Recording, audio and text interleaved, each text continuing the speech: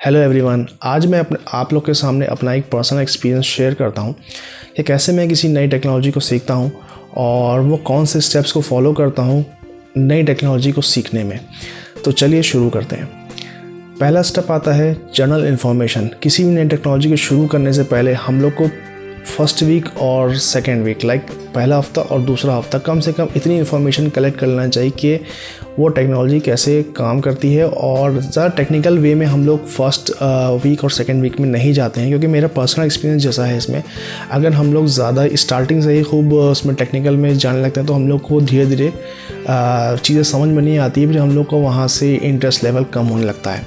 तो मेरे personal level के हिसाब से, पर्सनल एक्सपीरियंस के हिसाब से मैं ये बताता हूँ आपको कि फ़र्स्ट वीक जो है, उस फर्स्ट वीक में आप लोग जनरल इन्फॉर्मेशन उस टेक्नोलॉजी के बारे में लीजिए। गूगल से लीजिए, यूट्यूब से लीजिए, क्या बेनिफिट्स हैं उस टेक्नोलॉजी के, फोकस उसका फ्यूचर में क्या स्कोप है उस टेक्नोलॉजी का, फ्यूचर में कैसे वर्क करेगी वो टेक्नोलॉजी, और जो करंट सिनारियो है उस टेक्नोलॉजी का वो क्या है। ठीक है, तो गूगल है आपके लिए और यूट्यूब है। फर्स्ट वीक और second week, maximum second week. ठीक है, नेक्स्ट स्टेप आता है हम लोग एक स्प्रेडशीट या नोटपैड तैयार करते हैं। ये हम लोग क्यों तैयार करते हैं? देखिए, मेरा जो पर्सनल एक्सपीरियंस है, मैं स्प्रेडशीट ज़रूर तैयार करता हूँ, क्योंकि स्प्रेडशीट से आपको एक फ़ायदा ये रहता है, आप जब गूगल करते हो, ठीक है, आपको बहुत सारी लिंक्स सामने शो होते हैं, तो एट रैंडम सारे लिंक्स को पढ़ना, सारे लिंक्स पे रिव्यू करना, आपको जाना बहुत मुश्किल हो जाता है। तो वो क्या होता है, उसमें हम लोग क्या करते हैं, उसमें मैं क्या करता हूँ, मैं सारे जैसे लिंक्स मुझे लगता है कि हाँ ये इंपॉर्टेंट लिंक है, उसको मैं एक स्प्रेडशीट में नोट कर लेता हूँ, कॉपी कर लेता हूँ। ठीक है, सपोज़ बाद में मुझे अगर टाइम मिलता है तो मैं उसको गो थ्रू कर सकता हूँ। ठीक है, तो स्प्रेडशीट और नोटपैड ज़रूर तैयार करिए इंपॉर्टेंट लिंक्स के लिए। उसके बाद ट्रेनिंग्स एंड ट्यूटोरियल्स की बात आती है। ट्रेनिंग एंड ट्यूटोरियल्स को कैसे हम लोग सेलेक्ट करते हैं? देखिए, ट्रेनिंग्स को सेलेक्ट करने के लिए सबसे पहले आप जो है फ्री ट्रेनिंग्स पे जाइए। मेरी जो टेक्निकल स्किल्स के रिगार्डिंग जो राय है यही है कि फ़र्स्ट मैं क्या करता हूँ, मैं फ्री कोर्सेज़ की तरफ जाता हूँ। लाइक यूट्यूब पे सबसे ज़्यादा ही आपको फ्री कोर्सेज़ मिलते हैं, तो वहाँ से आप लोग सबसे पहले इन्फॉर्मेशन गैदर करिए और जितने हो सके आप वीडियोज़ को देखिए और साथ ही साथ नोट्स ज़रूर बनाइए। देखिए, नोट्स से क्या होगा, जो आप वीडियो देख रहे हैं साथ ही साथ नोट्स बना रहे हैं, बाद में नोट्स को आपको रिव्यू करने में बहुत आसानी रहेगी, क्योंकि बार बार आप वीडियो खोल के मतलब देख तो सकते हैं, लेकिन बार बार वीडियो खोल के कोई देखता नहीं है। नोट्स ईजी रहता है, कहीं भी आप बैठे हैं, कुछ भी कर रहे हैं तो आप नोट्स उठा के देख सकते हैं। आप डिजिटल नोट्स बना सकते हैं, आप कॉपी पे नोट्स बना सकते हैं। मैं क्या करता हूँ, मैं जब ट्यूटोरियल या वीडियो कोई देखता हूँ तो मैं सबसे पहले तो कॉपी खोल के अपना या A4 शीट एक पेज ले लेता हूँ, उस पर बैठ के लिखता रहता हूँ। जो बंदे ने बोला, जो ट्रेनर ने बोला, मैंने लिख लिया।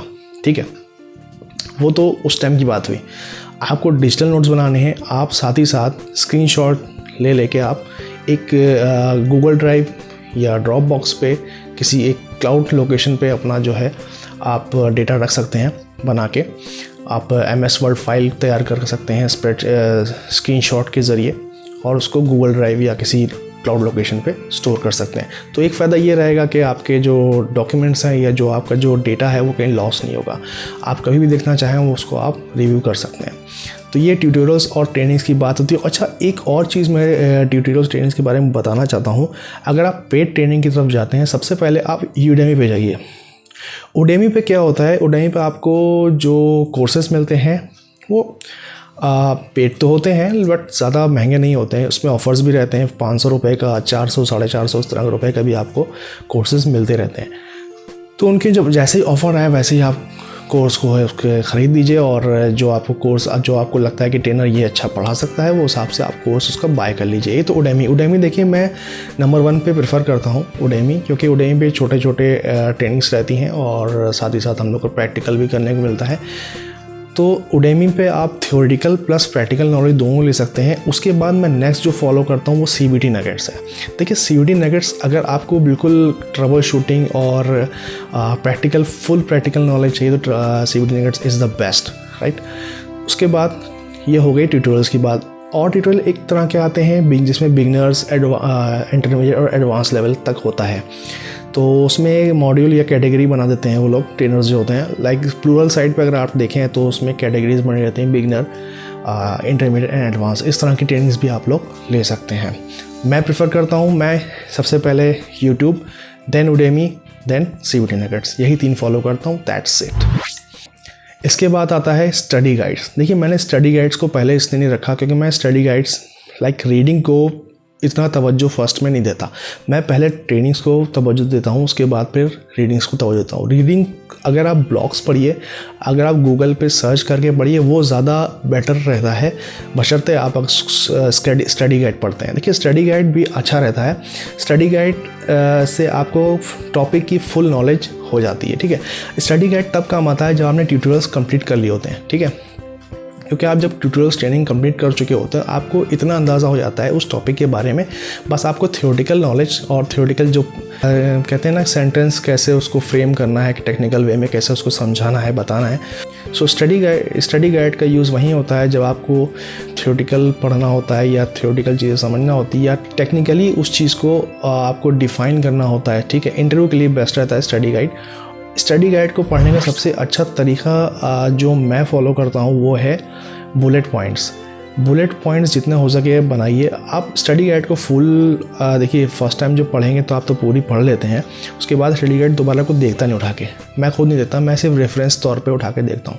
मैं क्या करता हूँ, मैं बुलेट पॉइंट्स उठा के उसको नोट कर लेता हूँ और एक वर्ड डॉक्यूमेंट या नोटपैड पे इसको स्टोर कर लेता हूँ, सो दैट अगर नेक्स्ट टाइम पे मुझे पढ़ना है तो मैं उठा के वर्ड डॉक्यूमेंट ये जो मैंने जो नोट्स बनाए हैं वो मैं देख लेता हूँ। तो स्टडी गाइड का मेन ये है कि अगर आपको कोई इंटरव्यू आप अटेंड करने जा रहे हैं, कोई टेक्निकल सेमिनार आपको देना है, तो कम से कम ये है कि आपको टेक्निकल वे में कैसे वो एक्सप्लेन करेंगे उस टॉपिक को, उस जो आप प्रेजेंट करने जा रहे हैं, वो स्टडी गाइड वहाँ पे काम आती है। ये हो गई बात स्टडी गाइड की, ट्यूटोरियल्स की, जनरल इन्फॉर्मेशन की।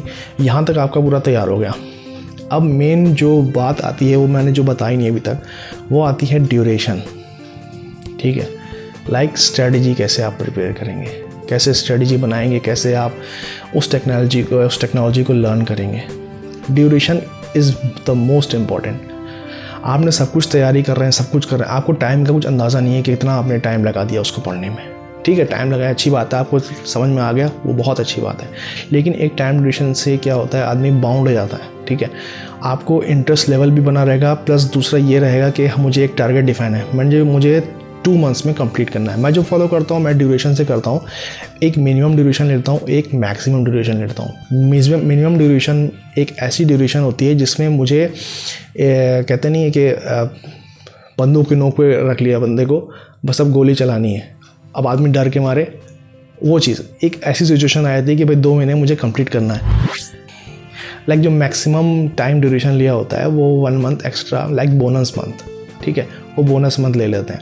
उससे क्या होता है, 2 मंथ्स में अगर कंप्लीट नहीं हुआ तो मेरे पास 1 महीना और है, या अगर 45 डेज़ का लेते हैं तो मेरे पास करीब 15 डेज़ और हैं उसको कंप्लीट करने के लिए। तो ये है कि एक आपका उस ड्यूरेशन के अंदर आपका जो टेक्नोलॉजी है उसको आप सीख पाओगे, लर्न कर ले जाओगे। उसके बाद ठीक है, ये सब कुछ कंप्लीट करने के बाद आती है प्रैक्टिकल की बात, लैब्स की बात। कैसे आप उसको जो आपने टेक्नोलॉजी के बारे में समझा है उसको कैसे लैब में आप परफॉर्म करोगे।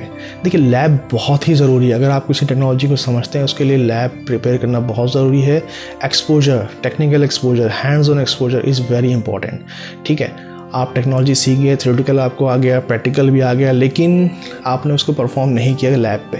ठीक है, तो सब कुछ करने के बाद, सब कुछ होने के बाद एटलीस्ट 15 to 20 डेज़ सब कंप्लीट सब हो जाए, 15 to 20 डेज़ लैब सब करिए। जब आप लैब करोगे ना तो ऐसे ऐसे क्वेश्चंस आपके सामने आएंगे, ऐसे ऐसे आपको हिंट्स मिलेंगी जिससे आपकी और टेक्नोलॉजी में पकड़ बन जाएगी। तो ये कुछ ऐसे पॉइंट्स हैं जिसको निगलेक्ट नहीं कर सकते, और मैं इन्हीं स्टेप्स को फॉलो करता हूँ और टेक्नोलॉजीज़ को जो भी टेक्नोलॉजी मुझे सीखना होती है मैं सीखने की पूरी कोशिश करता हूँ, और मैंने की भी है। और आप लोग भी यही चीज़ फॉलो करेंगे तो ज़रूर आप उस टेक्नोलॉजी में एक महारत हासिल कर लेंगे, आप सीख लेंगे टेक्नोलॉजी, आपका इंटरेस्ट लेवल बना रहेगा, आप बोर नहीं होगे। ठीक है, तो ये था आज का टॉपिक। मैंने सोचा कि मैं आपके सामने पर्सनल एक्सपीरियंस शेयर करूं, कैसे मैं लर्न करता हूं टेक्नोलॉजी को। तो मिलते हैं अपने नेक्स्ट वीडियो में, नेक्स्ट सेशन में। देखते रहिए मेरा चैनल। Being proactive.